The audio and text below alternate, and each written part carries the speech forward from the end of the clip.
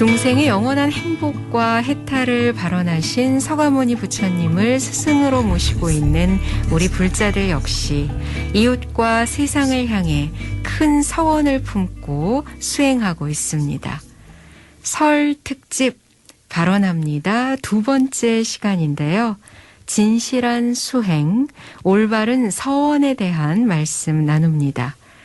아산에 위치한 스리랑카 사원 마하위하라 사원의 주지이자 조계종 국제교류위원 또 다문화 불교연합회를 이끌고 계시는 담마키띠 스님 함께 하십니다. 스님 안녕하세요. 네, 안녕하세요. 반갑습니다. 지난 2019년 5월로 기억되는데요. 우리나라 최초, 그러니까 한국 최초로 스리랑카식 수행 공간이죠. 네. 마하위하라 사원을 개원하시고 네.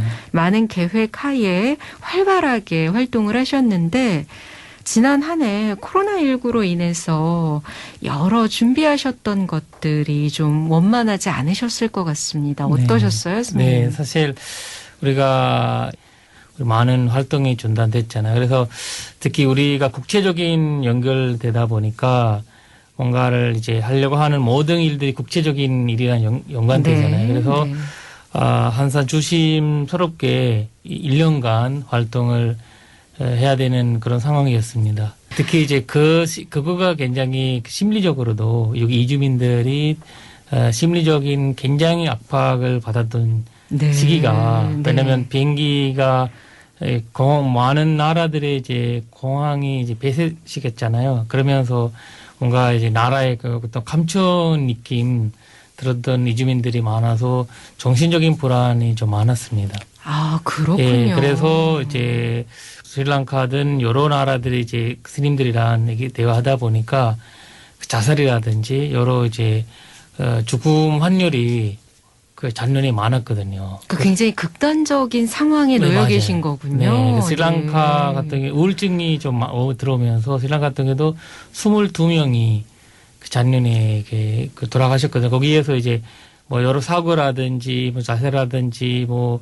일하다가 다친 거라 이런 거로 인해서도 발생됐지만 기본적인 문제는 이제 우울증이라고 볼 수가 있거든요. 그러니까 우리나라에 있는 스리랑카에서 오신 뭐 이주 노동자나 이런 분들 가운데 22분이나 네네네. 그러면 세상을 떠나신 거예요. 네, 맞아요. 그거 스리랑카뿐만 아니라 사실 베트남도 그렇고 네. 태국 같은 경우는 30-40명 정도 돼요.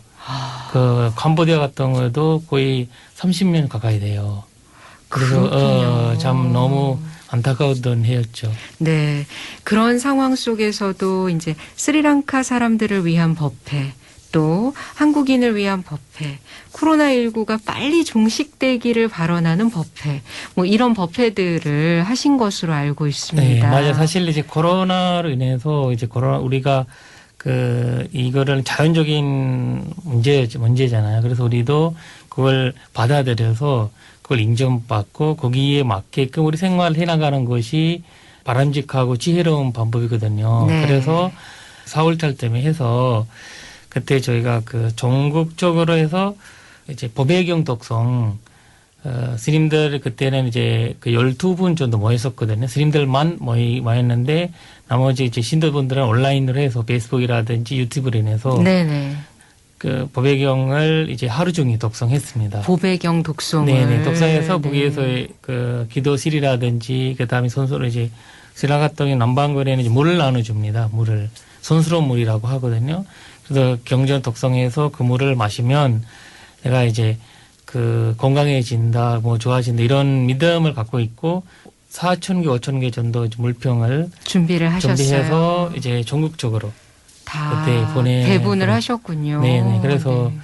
그런 덕에 아직까지 스리랑카 사람들은 3-4명밖에 이제 확진자가 오지 않았거든요. 그러니까 네. 그런 어떤 이제 금전적인 마음으로 항상 저희가 이제 법회라든지 이런 거 온라인으로 될 수 있는 하고 그다음 유튜브나 이런 걸로 많이 활동을 해왔습니다. 근데 네. 원래처럼 활발하게 뭐 보살법회라든지 이런 것들은 이제 못했죠. 네. 네. 마하위하라 법당. 그러니까 우리나라에 있는 스리랑카에서 오신 많은 분들이 우리나라식으로. 그러니까 우리 고향에서 사찰에 가고 거기서 법회를 했던 그런 양식으로 나도 한국에서 부처님을 뵙고 싶다. 이런 많은 분들의 발언이 모여서 만들어진 곳이잖아요. 그렇죠, 사실. 네. 그런데 이제 서가모니 부처님께서 본존불로 모셔져 있는데 양쪽에 부처님의 10대 제자 중에 지혜제일 사리불존자 그리고 신통제일 목건년존자가 모셔져 있다고 알고 있습니다.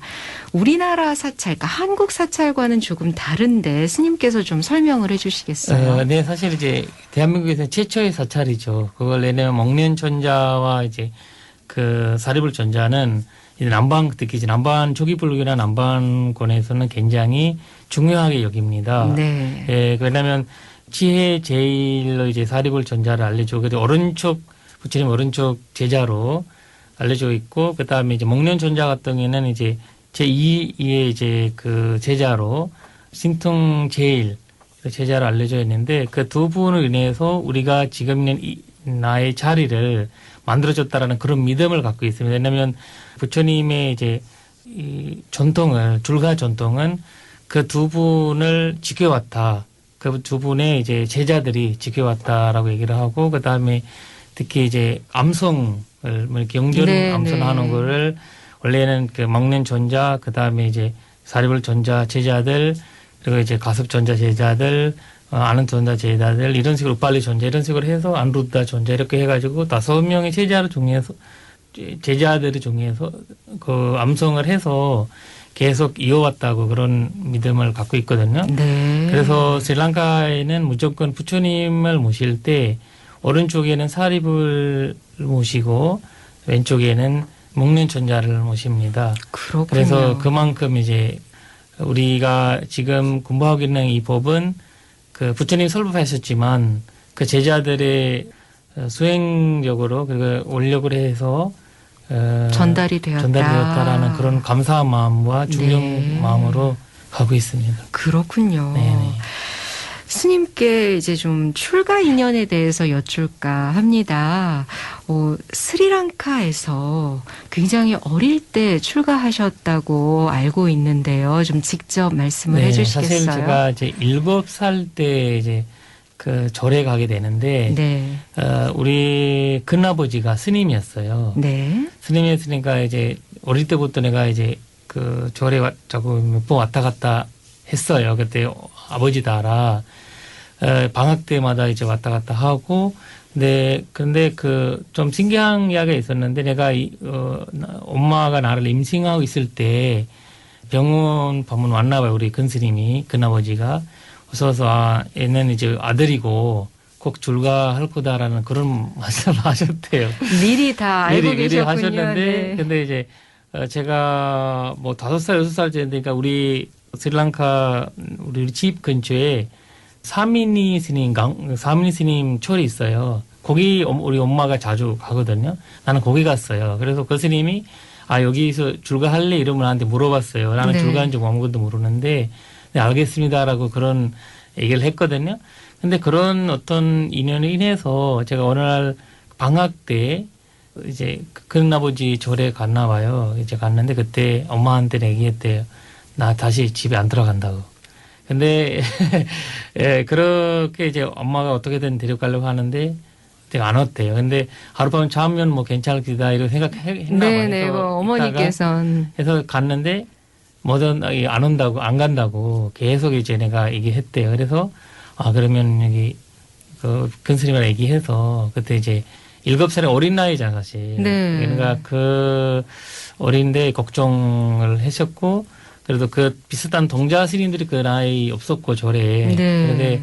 그런데 큰아버지가 계셔서 더 이제 그런 인연이 더 일찍 들어왔나 봐요. 그래서. 근데 7살 어린이가 네.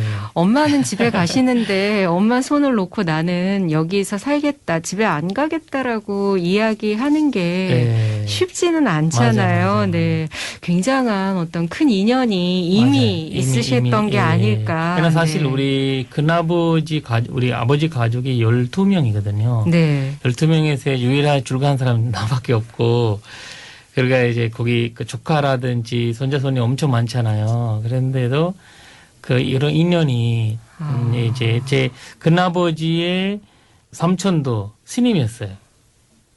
그러니까 이런 어떤 가족 우리가 내가 4대거든요. 스님이 계신 예. 그러니까 이제 뭔가 총회소 아니라 그런 어떤 인연이 그렇게 있으셨나 보네요. 예, 그리고 우리 약간 스님들 가족이라는 이런 어떤 특별 이름도 우리 가족 갖고 있고 그래서 네.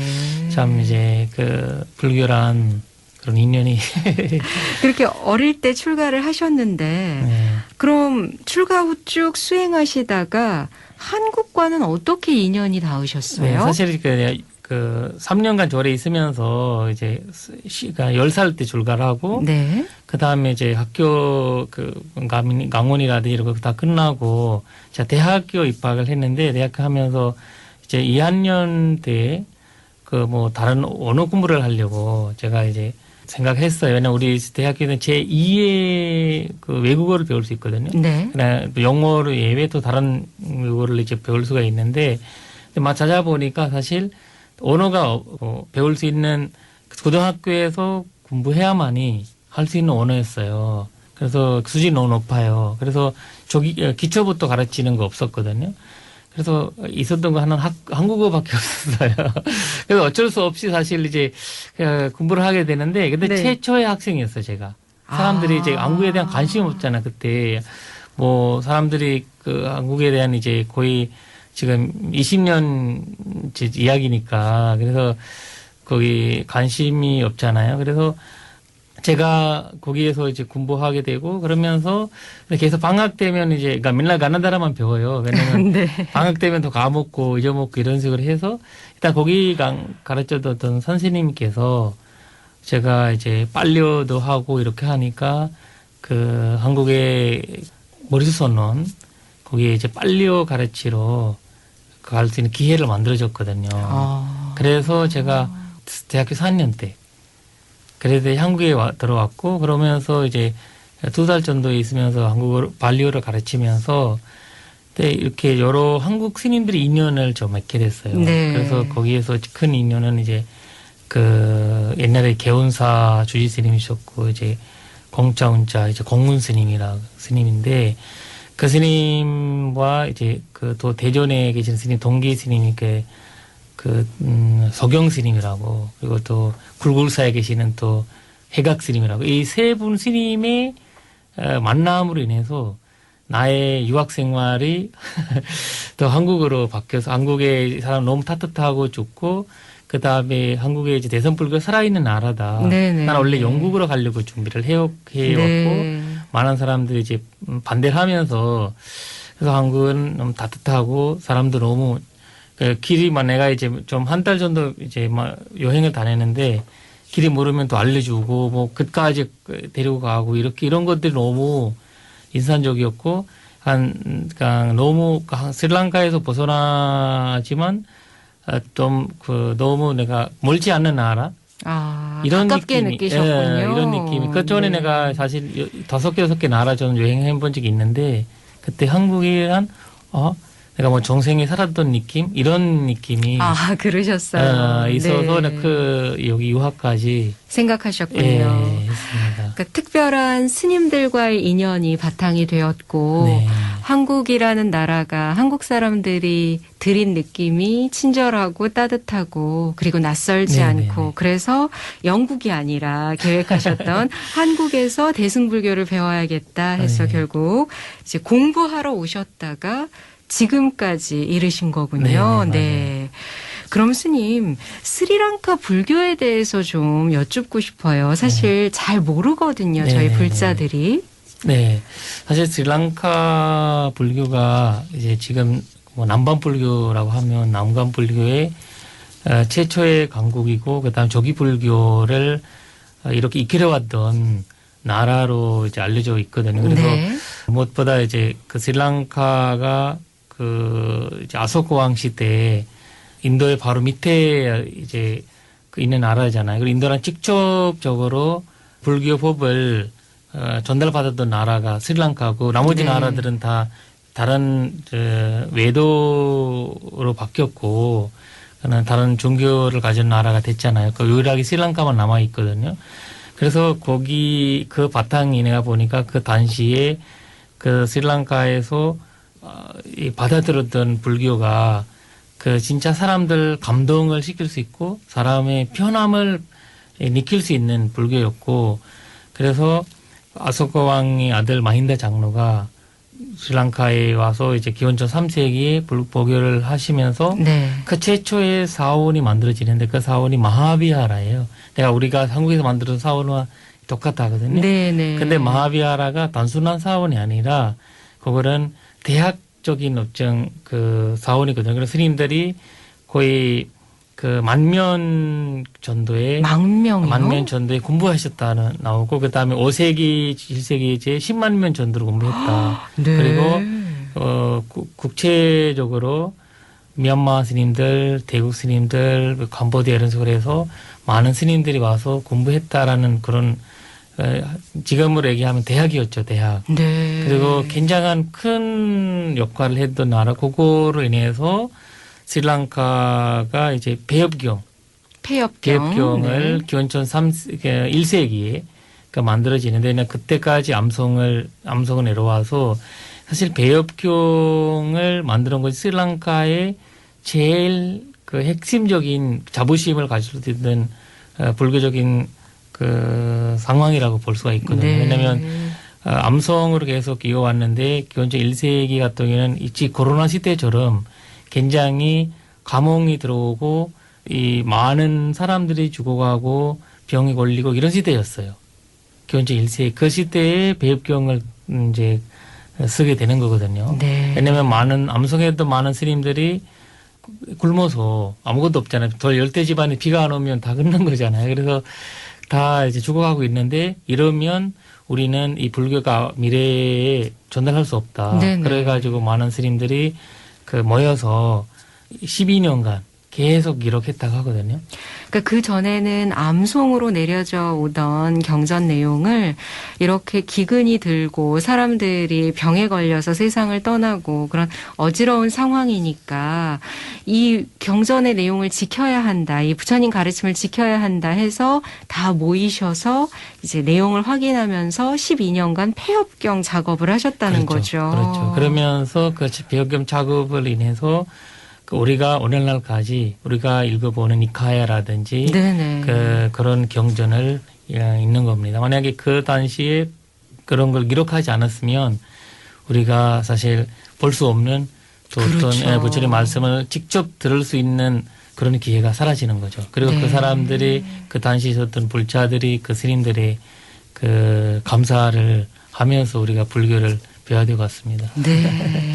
스리랑카 불교의 역사에 대해서 또 이렇게 설명을 해주셨는데요.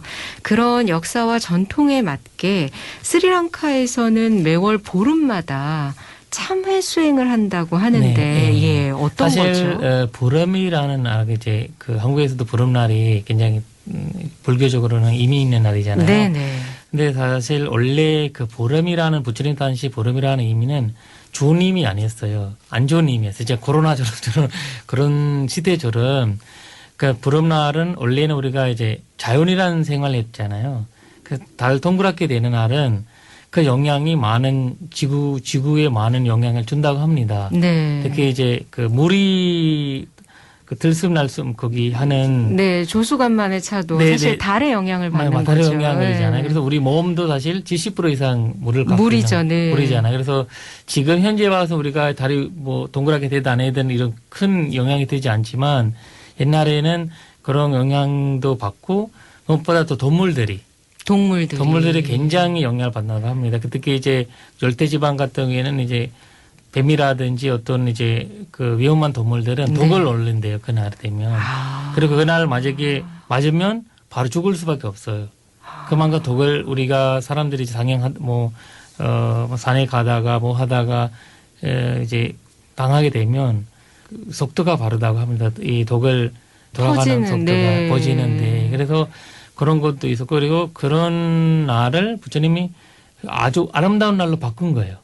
그날은 수행의 날이다라고 해가지고 네. 수행할 수 있고 모든 사람들이 오개를 지키면서 이 쉬라는 거잖아요. 그 날이. 다들 그리고 화가 많이 올라오고 그런 어떤 몸의 감정도 쉽지 않고 그런 상황에서 부처님께서는 그러면 그날이 저희가 이제 그 5계를 지키면서 기도를 하면서 그 참회하면서 지내야 되는 날이다. 나에 대한 생각을 할 수 있는 날이고 바로 네. 나를 또 되돌아볼 수 있는 내가 한 달 동안 어떻게 지나왔냐 네네. 그런 것들. 그리고 스님들은 푸른날만 되면 모이잖아요. 그래서 보살법회라고 하잖아요. 스님들이 서로 그 했던 잘못이라든지 네네. 그런 것들을 인정하면서 자매를 하고 신도들도 그날 이제 그 명상하고 거기에서 여러 수행 방법을 공부하시고 그러면 개정회라는 어떤 기본적인 교리를 이제 체험하는 날이죠, 그날이.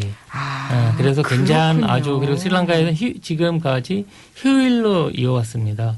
휴일로. 휴일이 밝은 예, 날이에요. 그래서 그러면서 자기를 돌아보는. 맞아요. 네. 그리고 좀 경건하게 네. 또 좀 조심하면서 그렇게 보내는 하루가 됐군요. 하루가 됐죠. 네. 지금은 이제 우리는 시간이 지나니까 아주 훌륭한 날이로 되어 있지만 사실 부처님께서 아주 지혜롭게 그런 날이 좀 사람들한테 이제 내가 보는 코로나도 우리가 그렇게 좋은 방식으로 바뀌면 그런 이 시대에도 나를 돌아볼 수 있는 나를 되돌아볼 수 있는 기간으로 바꿔가면서 네네. 그리고 이제 사실 하지 말라고 하는 것이 보니까 또 옥에 있는 옥에직이라는 거거든요, 사실. 그래서 그런 시대가 우리가 이제 보름날을 해서 체험하는 거 아닌가. 네. 그렇게 싶습니다. 또 의미를 설명을 네네네. 해주셨는데요. 그러면 스리랑카에서는 부처님 오신 날에 해당하는 그 어떤 행사랄까요? 외삭데이 네. 맞습니까? 네네네. 외삭 때는 사실 부처님 오신 날 한국에서는 선도제일로 열반제일 네. 그리고 부처님 오신 날 이런 식으로 해서 다루다루 여기잖아요. 근데 이제 스리랑카에서는 이날 이제 외삭이라는 단어로 해가지고 외삭이라는 말은 뭐냐면 도 없는 날이라는 거예요. 왜냐면 위대한 날이다. 왜냐면 그날만큼은 아주 좋은 날이 없는 거예요. 그러니까 이 날이 제일 좋은 제일 날이다. 좋은 날이다. 네, 그러니까 네. 외삭대거든요. 그러니까 네. 그 외삭대가 이제 부처님이 탄생하시고 선도하시고 열반하시는 그런 의미로 네. 남방권에서는 여기고 있거든요. 그래서 그날은 스리랑카 같은 경우는 이제 일주일 동안 일주일 동안. 그날로 명상하고 집중 수행을 많이 들어갑니다. 그래서 그런 부처님 오신 날이 불자의 설날이다. 불자의 설날. 네, 그런 의미로 이제 또 담겨 있습니다. 네. 설날 특집으로 준비를 한 발언합니다. 오늘 그 두 번째 시간인데요. 진실한 수행, 올바른 서원에 대해서 아산에 위치한 스리랑카 사원, 마하위하라 사원의 주지로 계시는 담마키띠 스님 모셔서 말씀 듣고 있습니다.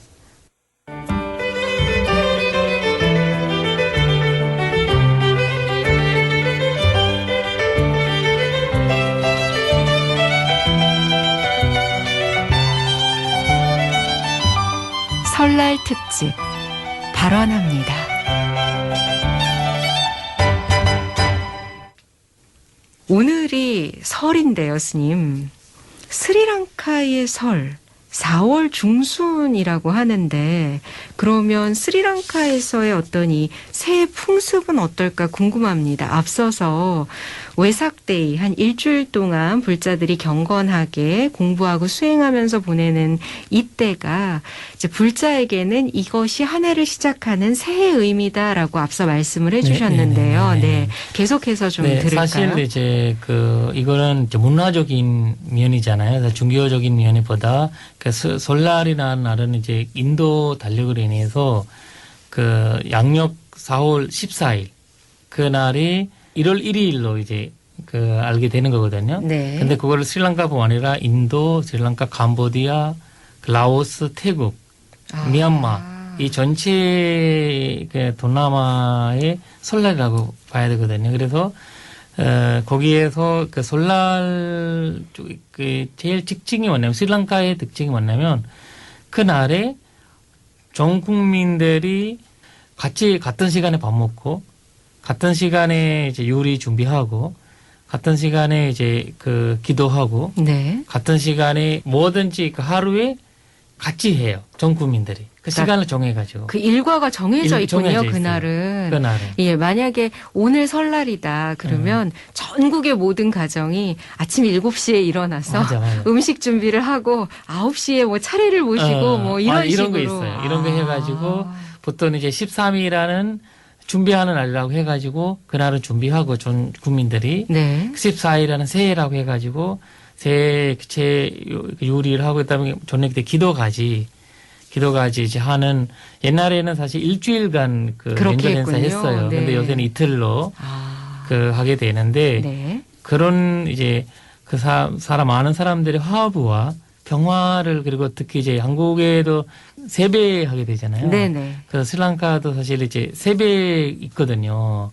세배 있고 그 세배 그 세 번을 하는 그런 건 아니고 어른들 나이보다 이제 자기 형이든 누구한테든 자기 나이 많이 많은 분한테는 무조건 이제 합장을 그날 이제 합장하고 새 옷을 입고 그런 그 약간 너무 즐거운 그 생활을 한쪽으로 이제 설날이랑 한국의 설날이랑 좀 비슷하네요. 많이 비슷한 네. 그 용놀이랑 비슷한 그런 거. 네, 놀이도 하고. 놀이도 하고. 네. 네네. 그렇게 또 한 해를 시작하는군요. 네네.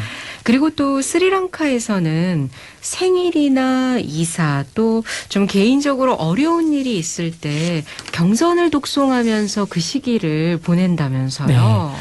사실 그 부처님이 스리랑카에서는 이제 부처님이 경전을 한산 독송하는 문화가 있거든요. 왜냐면 네. 내가 경전을 이제 그 니가니카이나 마지미니카이든 그때 수타니파타 대부분 수타니파타에 나오는 경전들이 자주 독송을 해요 사람들. 그리고 네, 수타니파타. 대부분의 불자들은 거의 외운 분들이 많아요. 수타니파타는. 그리고 이제 저희가 만약에 이제 그 좋은 일이 있을 때는 무조건 스님들이 제 집에 조퇴해서 그 경전을 독송하고 그 기본적으로는 이제 축복경이랑 그다음에 그 법회경, 네. 그다음에 자해경 이 세 개는 무조건 축복경, 보배경, 자해경. 이 세 가지를 한산을 이제 조퇴 받아서 한 달에 거의 2번 정도는 그 집에서 독서를 하거든요. 아, 그래요? 네네네. 그래서 뭐 이사할 때도 그렇고 그다음에 어떤 상황이든 그리고 만약에 집이 없거나 그리고 그런 공간이 없으면 절에 와서 스님한테 그러면서 이제 기도실을 하나 받아가는 그런 그 비릿놀라고 하는데 그거 뭐냐면 실이요? 예, 실이에요. 기도를 인해서 스님들 우리가 이제 그 세 개로 엮어져 있어요. 그 줄이 무조건 스리랑카 스님이 만나면 아니면 남반 스님 만나면 뭐 손에다가 뭐 오른손에다가 뭐 감고 계시죠. 감고 네. 계세요. 그것을 만나면 한산 스님 가방에 그걸 챙겨가요. 그걸 이제 불법승이라는 의미를 두고 있고 그거를 이제 줄 이렇게 다로다로 있는 거 아니라 엮여 있어요 서로. 세 줄이 하나로. 세 줄이 엮여 있는 거거든요. 그래서 엮여 있어서 그 세 줄이 불법성을 의미로 경전을 독송하고 그걸 이제 오른손이라는 거는 내가 항상 그 오른손잡이 사람들 많잖아요. 뭔가 사람 데리려고 하든지 뭐 나쁜 짓 하려고 하면 손을 쓰잖아요. 그래서 나는 하얀 실 있으면 나는 불자고 나는 수행하는 사람이다라는 것을 다짐해주는 어떤 역할도 해주고. 그렇군요. 그 하나는 이제 시간이 지나면 하얀 줄이다 보니까 좀 시큼해지잖아요. 그런 무상의 의미도 갖고 있고 그런 어떤 항상 그 생활적인 어떤 깨달음을 주기 위해서 스리랑카에서는 이 기도실을 많이 사용합니다. 기도실이라고 표현을 해주셨는데 네. 그럼 스리랑카에서 부르는 이름은 뭐예요? 그 피릿놀라고 하거든요. 피릿이라는 거는 아까 이렇게 독송이라는 뜻이 의미랑 있고 놀라는 건 실이라는 뜻이에요. 그러니까 독송실이라고 얘기를 해요. 독송실 그러니까 기도를 한 다음에 밤에 걷는 이제 뭐, 실. 예, 네, 그런 거죠. 그렇군요. 네. 스리랑카에서는 또 지금도 탁발의 전통이 이어지고 있잖아요. 좀 듣고 싶습니다. 네, 스님. 사실 그 스리랑카의 그 어차피 남방 스님은 걸식 문화로 살아가는 거고 그래서 그 닭발을 무조건 해야 이제 자기 생활을 할 수 있는 거잖아요. 그래서 근데 요새 그 닭발 생활이 좀 달라진 거가 있는데 옛날에는 스리랑카에서 많이 닭발 문화가 많이 있었고 근데 스리랑카가 18개 지배를 식민지를 당했어요. 네. 그리고 당하면서 많은 스님들이 독살, 닭발하면서 독이 거기다가 놓고 이래가지고 이런 식으로 해서 외도들을 한 데서 그렇게 많이 그 큰 스님들이 희생당하셨군요. 네, 희생당한 거 많거든요. 특히 큰 스님들이 그러면서 그런 상황에서 위기가 나오면서 스님들은 그 신도들은 그러면 우리가 한 마을에 100가족이 있으면 아침 점심으로 나눠서 공양을 올리자. 네. 이런 식으로 해서 공양을 준비해서 절에 가서 드리는 거 요새 많아졌습니다. 아, 네. 예, 많아지고 그 또 하나는 이제 바쁜 사회가 돼버리니까 스님이 닭발해서 집집 갈 때 아침에 다 바쁘자 학교 가야지 출근해야 돼 이러니까 그 집 하나 정하니까 그 집에서 스님 3분이든 이제 한 달에 한 번씩이니까 그분이 공양 올릴 수 있는 기회라서 아침에 와서 아니면 점심에 와서 공양 올리고 가시는 거거든요. 네. 그리고 이제 이거는 마을과 도시 스님들의 생활 방식인데 아직까지 숲에 계시는 스님들 그다음에 명상센터라고 볼 수도 있고 네, 네. 숲 쪽에 계시는 스님들은 이제 이게 하루에 한 번, 아니면 이틀에 한 번 이런 식으로 닭발을 해서 먹는 아직도 하시는군요. 아직도 하거든요. 왜냐하면 거기서는 이제 갖다 줄 수가 없어요. 왜냐하면 숲의 안에 쿠티에 있는데 거기가 숲속이기 때문에 누가 들어갈 수 없거든요. 그래서 그런 공간에서는 대부분이 왜냐면 남반군에서는 사실 절에서 요리 안 하거든요. 요리를 안 하고 스님들이 요리를 안 하는데 대신 제가자가 와서 요리하든지 그렇게 올려서 그런 전통을 갖고 있기 때문에 네. 왜냐면 누군가가 공양 올려야만이 내가 이제 먹을 수 있는 그런 전통을 갖고 있거든요. 네. 그래서 올리지 않는 거는 내가 받지 않는다. 이런 형식이 있어서 그런 닭발 문화가 변화 나가면서도 지키고 있는 것 같습니다. 네. 그러니까 스리랑카 불교의 역사와 전통 그리고 이제 오늘날의 모습까지도 스님께서 말씀을 전해 주셨는데 특히나 또 큰 특징 중에 하나를 담마스쿨이다라고 얘기하던데요. 어떤 거죠? 사실 그 스리랑카 불교의 제일 잘한 점이 하나가 담마스쿨이라고 하는 항상 얘기하거든요. 왜냐하면 그 스리랑카가 서양 식민지가 450년 넘게 받았거든요. 받으면서 특히 영국 식민지가 엄청 150년 가까이 되면서 굉장히 그 불교가 굉장히 미약 상황이었고 네. 그다음에 특히 이제 그때 성직자들의 기독교 선지자들의 압박감이 엄청 심각한 시대였어요. 아, 식민지 당시에. 예, 식민지 당시에. 왜냐면 네. 기독교를 믿지 않으면 병원도 못 가고 학교도 못 가고 그다음에 아이도 못 낳아요. 그리고 아이를 낳으면 그러니까 엄마의 젖을 자르고 이게 기독 개종하지 않으면 이런 어떤 극단적인 상황들이 있었거든요. 네. 그러면서 그 위기에서 사실 스님들도 스님 생활하기가 쉽지 않았고 그래서 근데 이제 그런 상황에서 영국 총부랑 계속해서 이제 소통하고 얘기하고 뭐 여러 가지 독립운동을 하면서 얘기를 했는데 근데 제일 큰 변화는 스리랑카 스님들이 이제 큰 논쟁을 일으킵니다. 기독교 목사들과 스리랑카 스님들 논쟁을 일으키는데 그거 바누두라 논쟁이라고 이제 한국어로 번역됐거든요.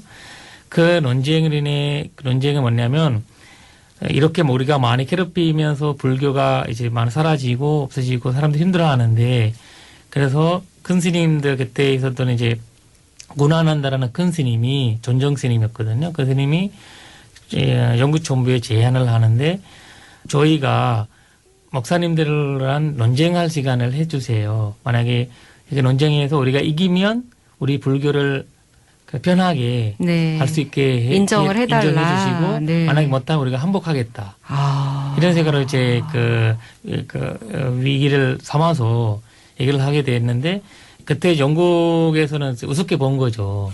스님들이 이제 당신들은 뭔데 이런 식으로 해서 네. 논쟁에서 질 거라고 생각했겠죠. 그랬더니 목사님들도 굉장히 그런 식으로 해서 그 스님들이 성경을 외워버렸어요. 독성에 외우는 이제 힘이 있으니까 네네. 습관이 있으니까 딱 외워버린 거죠. 근데 이 목사님들은 근데 이 조건도 하나는 이걸 많은 태준들 앞에서 논쟁을 해야 된다. 그래서 많은 태준을 불러서 거기 앞에서 스님들과 목사님들이 논쟁을 하는데 거기에 그 목사님들 질문하고 스님들 질문하고 답변하기. 근데 문제는 이제 목사님들 이분들은 그 불교를 모르잖아요. 그렇죠. 불교 모르기 때문에 스님들은 다 외우셨는데. 그러니까 이런 조건에서 이제 그 사람들 이제 단순하게 봤지만 이 그분들이 이렇게 조매는 일주일간 했거든요. 했는데 조매는 몇십 명 이제 목사님들이 와서 했는데 네. 갈수록 안 오는 거예요. 목사님들이 점점. 네, 안 오는 거. 근데 네. 그것을 미국의 종교학회에서 기록을 한 거예요. 그런 것들이. 아, 기록해서 네. 그걸 이제 그 스님도 영어도 잘하시고 네네. 이런 상황에서 이제 하셨는데 그걸 기록한 거예요.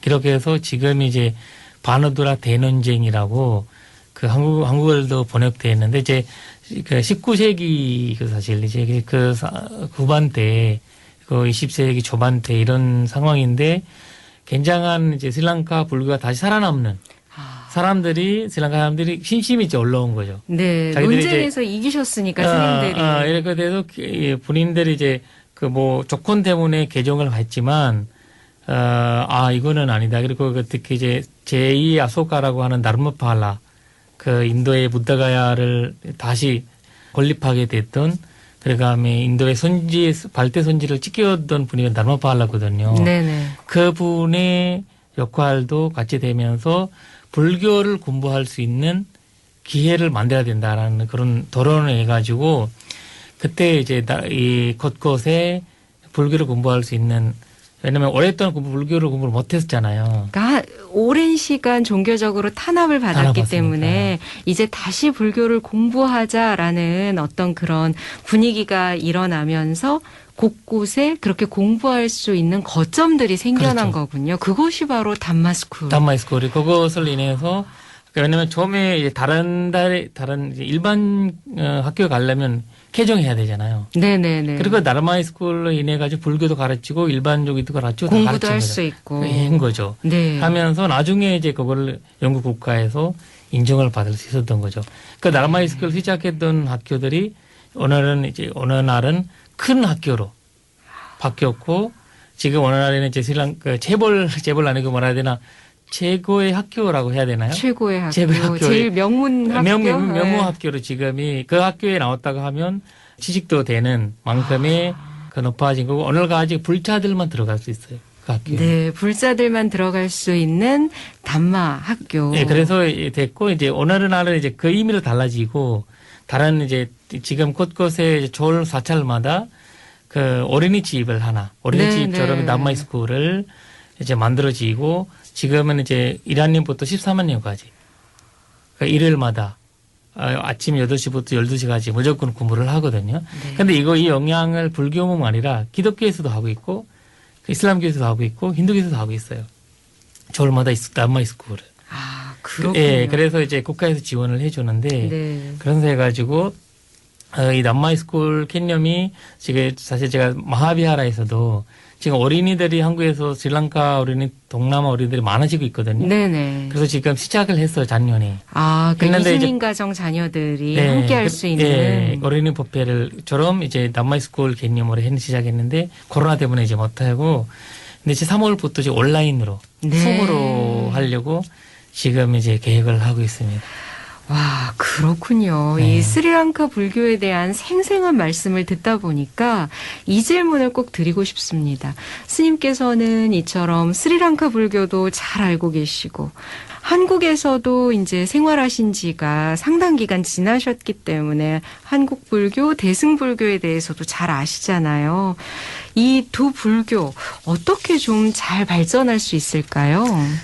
사실 그 한국 불교도 스리랑카 남방 불교든 티베트 불교든 이렇게 전 세계 불교가 지금 다 서로 기여를 하고 있잖아요. 내가 보기에는 이거를 조금 더 적극적으로 우리가 기여를 하면서 서로 공통점들이 있잖아요. 네. 공통점을 찾아서 그걸 좀 세계에 좀 알리는 것을 그리고 대중들이 더 가깝게 갈 수 있는 그런 연구를 좀 하면 좋을 것 같고, 그러니까 생활 불교를 우리가 만들어 가야 되거든요. 네. 근데 생활 불교는 내가 보기에는 이 공통점을 해서 자설수가 있는 거거든요. 그래서 지금 옛날에 우리가 각자 불교에서 뭔가를 하고 있었지만 지금은 그 불교의 힘이 무엇보다도 코로나 이후 시대에 굉장히 중요하거든요. 네. 그래서 내가 보기에는 그 이제 그 남방 불교의 조기 불교라는 그 이미는 그 어떤 그 디벳 불교든 뭐 대선 불교든 해서 그 조기 불교 경전들이 많이 이제 공부를 하잖아요. 니카야든 그리고 네. 대선 쪽에도 이제 조기 대선 경전들이 있잖아요. 그런 것들도 앞으로 땡겨 와서 좀 이제 그 신도들도 그 좀 교육을 시킬 수 있게 지금 사실 예를 들면 내가 공부를 하러 가려면 그 어디에 가야 되는지 사람들이 몰라요. 왜냐면 요새 유튜브라든지 이런 걸 통해서 이 말씀하고 저 말씀하고 이런 것들이 많아요. 그래서 잘못 배울 수도 있고 잘못 갈 수도 있고 오히려 혼란스러운 불자가 될 수가 있거든요. 네. 그래서 어떤 구체적인 어떤 배울 수 있는 우리 공통점을 찾아서 그런 공통점 가르침을 전문적으로 배울 수가 있어요. 근데 대학적인 거 아니라 대학이 너무 학문적인 면이 아니라 네. 생활 속에서 내가 이거를 체험하고 감정받을 수 있는 그런 고민들이 우리가 앞으로는 해야 된다는 생각을 하고 있거든요. 네. 부처님의 가르침이라는 그 공통점이 안에 네. 있으니까요. 그것을 잘 찾아서 좀 함께 공부할 수 있는 그런 공간들이 좀 있었으면 좋겠다라는 네, 말씀이시죠. 그리고 그것을 불자들만 공유하는 것이 아니라 전 세계적으로 불교가 맞아요. 뻗어나갈 수 있는 바탕으로 삼았으면 한다라는 말씀 잘 들었습니다.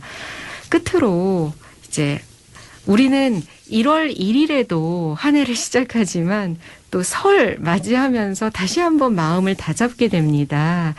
스님, 우리 불자들에게 올 한 해 어떻게 열심히 공부하고 수행하면 좋을지 말씀 부탁드릴게요. 네, 사실 저는 1년에 3번 설날을 맞이합니다. 1년에 3번이요. 네. 1월 1일도 하고 네. 그다음에 한국의 설날 때도 하고 네. 그다음에 스리랑카 설날 때도 네. 1년에 3번 이제 라를 설날을 맞이하는데 근데 그 설 때마다 하는 새로운 생각을 하려고 하거든요.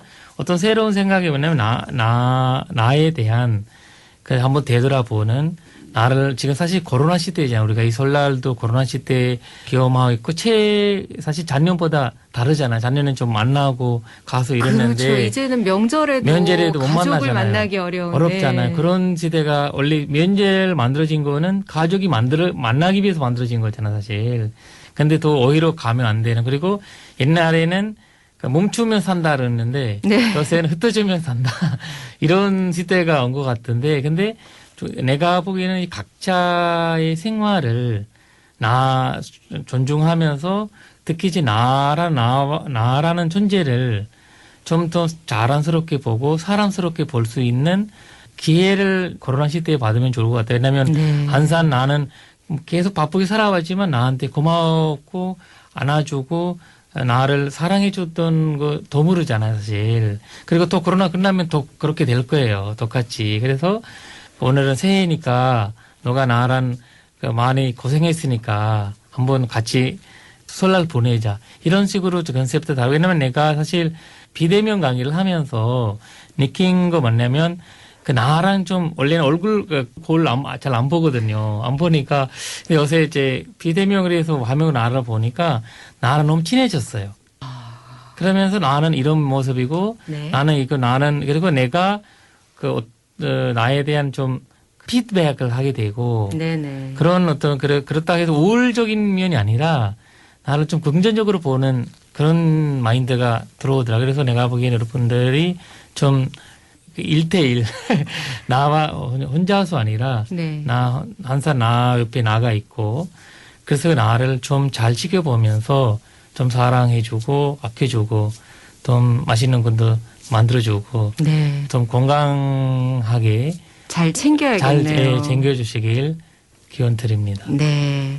그러니까 늘 우리의 시선은 바깥으로만 향해 있는데 이런 때 나 스스로를 돌아보고 좀 그 시선을 안으로 향하는 그리고 다른 사람이 아니라 누구보다도 내가 먼저 나를 아껴주고 사랑해주라는 말씀 정말 잘 들었습니다. 네, 자애심의 핵심적인 거는 나한테 먼저부터 시작하는 거거든요. 그래서 뭐 이렇게 나한테 많이 하다 보면 남한테도 그 자애를 그대로 베풀 수 있고 내가 불안하면 그 불안함을 옆에 자꾸 이제 보셔서 해나가는 그렇죠. 거거든요. 네.